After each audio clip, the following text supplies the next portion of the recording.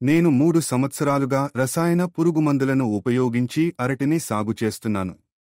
ఈసారి నేను సేంద్రియంగా వ్యవసాయం చేసి ప్రజలకు విషం లేకుండా ఆరోగ్యకరమైన పండ్లనే అందించాలనుకున్నాను. అభిమాన్ ఆర్బిక్స్ ఉపయోగించిన తర్వాత అరటి చెట్లు పచ్చగా ఉన్నాయి. హలో, నా పేరు సేతురామన్. నేను తిరుచి జిల్లాలో నివసిస్తున్నాను.